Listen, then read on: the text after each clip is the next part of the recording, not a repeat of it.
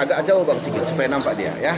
Nah, masalah hilirisasi. Jadi setelah kita mencapai produktivitas melalui replanting, tentu yang kita kejar sekarang ini adalah hilirisasi.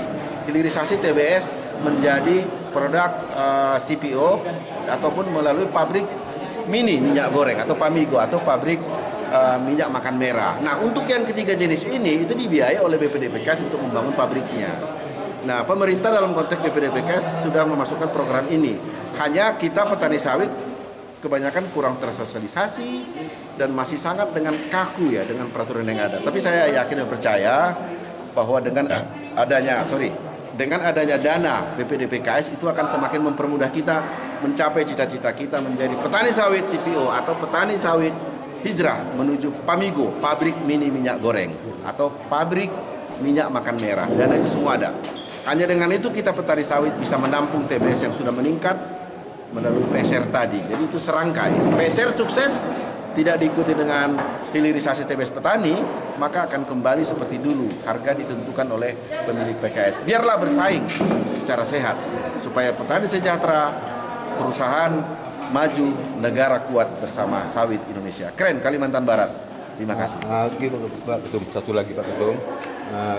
Untuk Kalbar kira-kira progresnya berapa tempat? Apa itu? Pabrik mini. Nah, kalau itu kan tergantung permintaan. Kalau arahan daripada Menteri Dirjen Perkebunan itu per 1.000 hektar itu satu Pamigo. Tapi syaratnya ada, nggak bisa dekat pabrik PKS yang sudah ada, nggak bisa mengganggu kemitraan yang sudah berlanjut. Itu syaratnya. Tapi saya juga nggak ngerti kenapa nggak ada yang masuk proposal. Nah, ini Dispun harus mendampingi. Sesulit apapun persyaratan itu, kalau Dispun hadir membantu itu selesai. Nah, pabrik minyak makan merah ataupun pabrik M3 ya, itu juga sama. Itu dananya kan cukup besar juga, 20-an miliar ya per pabrik. Syaratnya juga sama, harus ada kebun swadaya yang bisa memastikan masukan daripada CPO-nya melalui PKS Mitra. Jadi ada 3, petani ke PKS, PKS mengolah, hasil CPO-nya dimasukkan ke pabrik makan merah, minyak makan merah tadi. Memang lebih sederhana kalau Pamigo. Masuk dia TBS, keluar minyak goreng. Itu pabrik mini minyak goreng. Itu kurang lebih itu dananya itu 3-5 miliar. Ayo petani sawit, mari kita bagian daripada hilirisasi TBS petani sawit. Terakhir Pak Ketum, kalau untuk yang sudah ada berapa di Indonesia ini? Ya udah ada, itu ada di Sumatera Barat, di Banten, itu semua Kasindo. Ya, untuk Pamigo ya. Ya, itu yang sudah ada. Kalau pabrik minyak makan merah itu sudah ada di Sumatera Utara 3. Ini lagi menyebar ke Riau, Kalimantan Barat. Ya. Kalau PKS memang belum ada, tapi Kalimantan PKS itu ada 3 kita usulkan, satu itu di Banten, satu itu di Singkawang, Kalbar, satu lagi di Papua Barat, Manokwari. Yang paling cepat progresnya itu yang di Manokwari.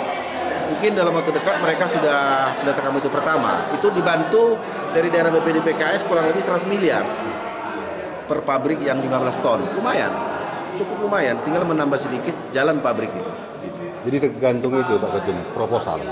Ya, yang pasti kalau nggak pernah meminta, mana mungkin dikasih.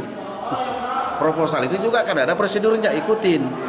Kalau ada prosedurnya, tujuan itu adalah untuk menertibkan. Tapi kita tetap berharap kepada Pak Dirjen, poin-poin pasal-pasal yang memberatkan seperti 30%, wajib ada modal dari petani itu menjadi pertimbangan khusus. Dan kemarin sudah dibicarakan dengan Bapak Wakil Presiden perihal itu. Dan Pak Dirjen juga sudah memahami apa yang kami maksud gitu loh. Petani sawit kan sudah punya investasi kebun. Kalau satu PKS dia 3.750 hektar atau itu nilainya kan setara dengan 375 miliar. Asumsinya 1 hektar 100 juta. Masa juga nggak percaya dengan aset kami seluas itu? Kalau memang itu dasarnya kepercayaan kepada kami petani, dikat 30% untuk memastikan. Saya pikir itu dia. Pak Dirjen sudah memahami apa yang kami maksud. Terima kasih Pak Ketum atas informasinya. Terima kasih.